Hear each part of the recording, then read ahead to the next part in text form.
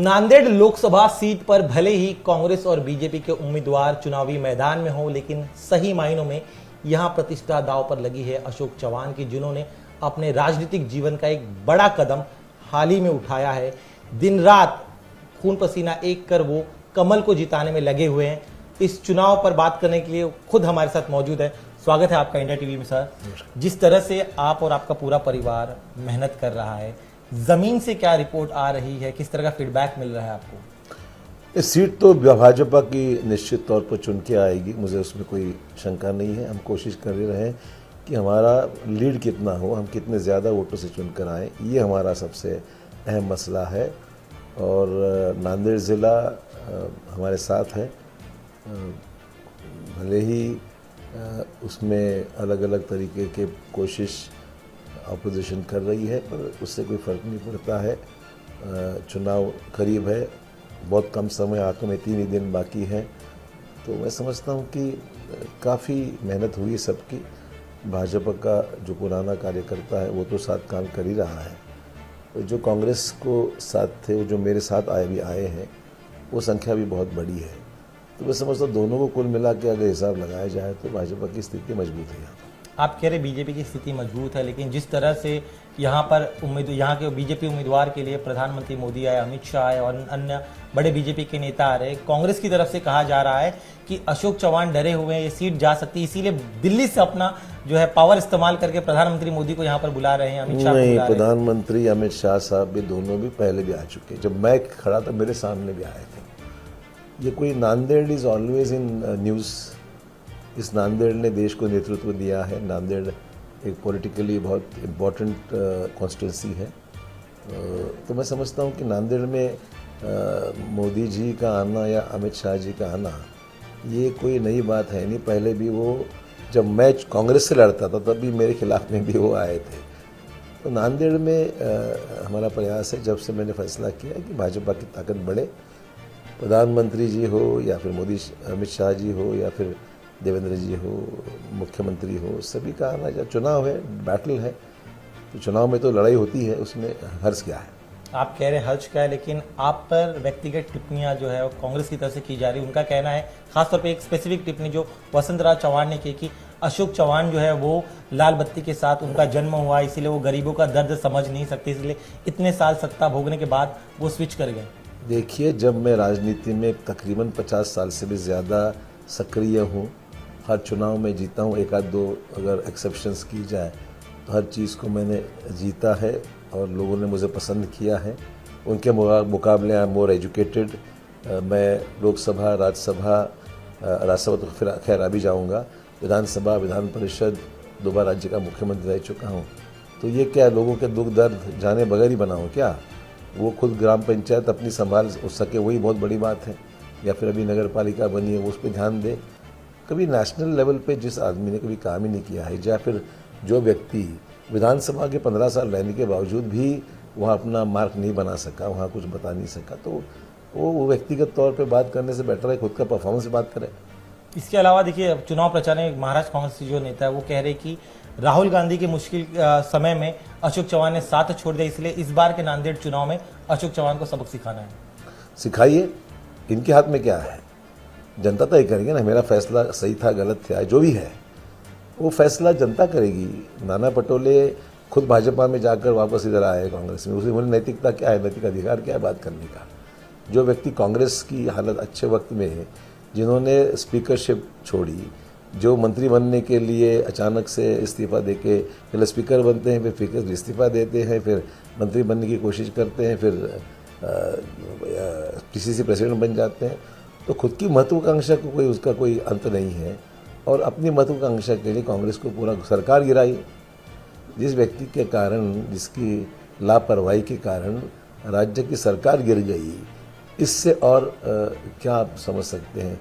ऐसे व्यक्ति के हाथ में अब कांग्रेस की बागडोर है, जो कांग्रेस के लिए 17 सीटें भी लाने में जो नाकामयाब रहा। मैं समझता हूँ कांग्रेस की जो संख्या है लड़ने की 20-21 के ऊपर होनी चाहिए थी। Congress has become a second non entity in the state. ऐसी सिचुएशन है। मैं उसी पे आ रहा हूँ, जिस तरह से महाविकास आघाड़ी में ठाकरे हों या फिर पवार हो, उनकी ज़्यादा चल रही है न कि राज्य नेतृत्व की। आपको लगा इसके पीछे दिल्ली स्टेचर नहीं है, उनकी कोई सीरियसनेस, उनको कोई सीरियस लेता नहीं है, उनके कोई अप्रोच जो है वो कोई स्टडीड अप्रोच नहीं है, बस इलेक्शन को मजाक बना के रखा है और कैंडिडेट की जो फ्यूचर है उसको इन्होंने सीरियसली लिया नहीं है। हर व्यक्ति अपना करियर बनाने के लिए पार्टी में रहता है, काम करता है। तो ये तो अपने जैसे प्राइवेट लिमिटेड कंपनी की तरह पार्टी चला रहे हैं। This is not fair. Rahul Gandhi जितना सीरियस है, जब आपका समय हुआ करता था तब डायरेक्टली एक्सेस हुआ करता था, सोनिया जी आप लोग की बात सुनती थे। अभी आप चूंकि आपने करीब से देखा है, वहाँ क्या दिल्ली में अब एक्सेस नहीं, राहुल गांधी एक्सेस नहीं है, या फिर ध्यान महाराष्ट्र छोड़ दिया उन्होंने? नहीं, मैं तो खैर उसको कांग्रेस के सीनियर लीडर्स के बारे में कुछ बयान करना मुझे उचित नहीं लगा। काफ़ी साल मैंने वहाँ बिताया है, पर मेन पर कारण जो है कांग्रेस का जो डिबैकल नज़र आ रहा है या जो भी हो रहा है, वो केवल और केवल नाना पटोले की जो मिजाज है या काम करने का तरीका है, बड़ा नॉन सीरियस अप्रोच है, जिसकी वजह से नुकसान हो रहा है। इसके साथ ही में आप कुछ एक वीडियोज आए थे जहां पर मराठा समाज के कुछ एक कार्यकर्ताओं ने आपका विरोध किया था। कांग्रेस का ये कहना है कि नांदेड़ सीट पर जो मराठा समाज करीब 7 लाख वोटर्स है, उनको लेकर आपके मन में जो है काफी ज्यादा नाराजगी, और इसका खामियाजा आपको चुनाव में बीजेपी को भुगतना पड़ेगा। गलत है। मराठा समाज के इश्यूज है, इश्यूज को अगर ठीक समझ पेश करें कि आज 10% रिजर्वेशन लागू हो चुका है, जो रिश्तेदारों का मामला वो भी अंडर प्रोसेस है, क्योंकि चुनाव के बाद में सुनवाई होगी, ऑब्जेक्शंस आए हैं, और जिसके पास में कुंडली सर्टिफिकेट दिया गया है, उसके पास नाम उसका है, तो उसको कुंडली सर्टिफिकेट दिया गया है। तो इशू है क्या? अभी already the Maratha reservation is applicable, चालू हो गया, 10% कानून बन गया। What is issue now? लेकिन उनके हिसाब से ये मुद्दा रहेगा जिसका ये उठा रहा है, उसको कोई उनके पास ना कंस्ट्रक्टिव कुछ प्रोग्राम है, ना रोड मैप है डेवलपमेंट का। उनके पास कहने के लिए स्पीचेस में एक तो मेरी आलोचना करना या फिर फ़ायदा मराठा आरक्षण के बारे में लेना। तो मैं समझता हूँ दिस इज़ कोई उसमें कोई खास इम्प्रेसिव कोई परफॉर्मेंस उनका है, ऐसा मुझे लगता नहीं। आपने आलोचना का जिक्र किया, एक और बड़ी आलोचना करेगी जिसके खिलाफ आप आजीवन लड़े, बीजेपी और आप प्रताप पाटिल चिखलीकर के खिलाफ। अब आपको और उनको, आप दोनों की जोड़ी इस चुनाव में उतरी है।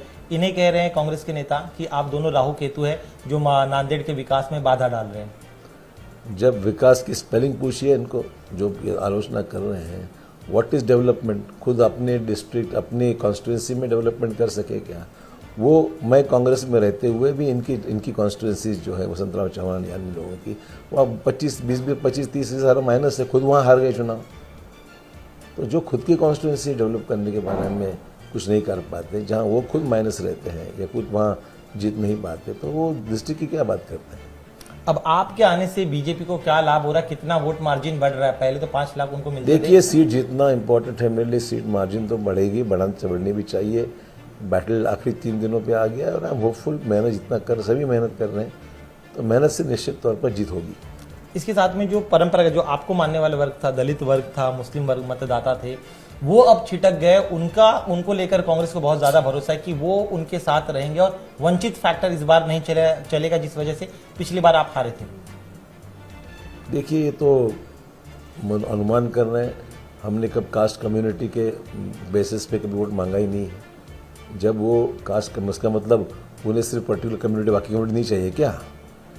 सवाल ऐसा है कि नांदेड़ होता है पोलराइजेशन, मैं समझ सकता हूँ, पर ऐसे कैलकुलेशंस इतने परफेक्ट नहीं है कि जब आप कागज़ पे पेन लेके उतार दो कि इतना वोट इसका है, उसका वोट उतना है और हमें जीतने वाले, ऐसा कैलकुलेशन कभी कामयाब नहीं हुआ है। वन हैज़ टू अप्रोच, जिसकी कनेक्टिविटी है, जिसका संबंध है, तो कोई भी समाज का आदमी सोचता है कि भाई इस आदमी को मैं जानता हूँ, इसकी प्रोग्रेस की विजन देखता हूँ, that is the plus point. उनके पास क्या है? वो कह रहे कि भले आप चले गए, आपके समर्थक विधायक नेता चले गए, लेकिन जमीन पर जो कांग्रेस का मतदाता था वो आज भी पार्टी के साथ जुड़ा हुआ, राहुल गांधी के साथ है। वक्त बताएगा कांग्रेस के साथ जो हालात है देश में।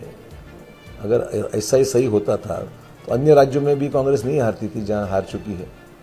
तो सवाल ये है कि ऐसे कोई सीधा कैलकुलेशन तो करने की परिस्थिति है नहीं।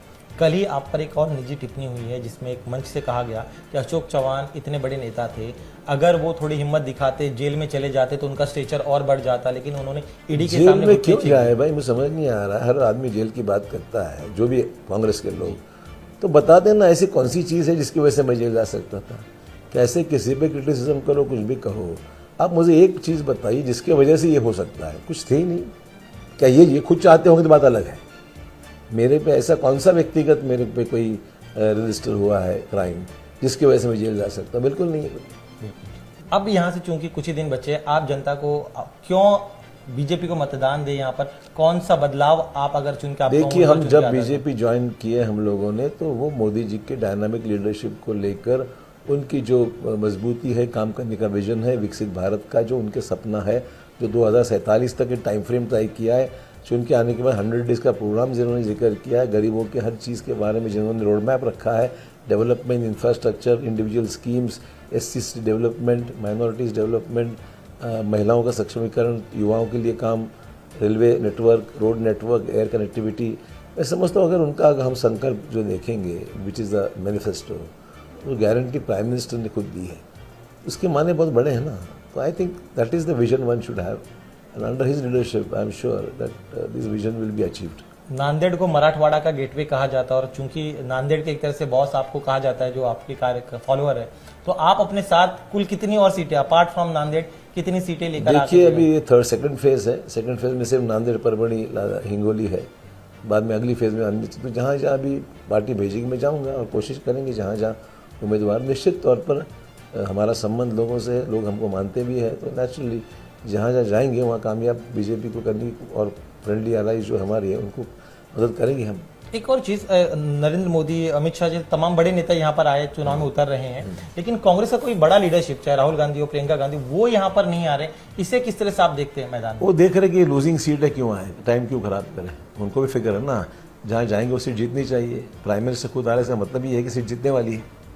तो सवाल है, जब उनको पता है कांग्रेस के नेता वो सीट हारने वाली है, तो क्यों बेकार में टाइम खराब करें? तो अप्रोच ही नहीं लड़ाई करने का, ये लड़ने, देखो जीतने की संभावना नहीं तो लड़ेंगे क्यों, ये इशू है उसके साथ। चलिए, शुक्रिया हमसे बात करने के लिए। तो ये थे अशोक चौहान, इनका कहना है कि ये सीट बीजेपी जरूर जीतेगी और मार्जिन भी बहुत बड़ा होगा। कैमरामैन सागर खाड़े के साथ दिनेश मौर्य, इंडिया टीवी, नांदेड़।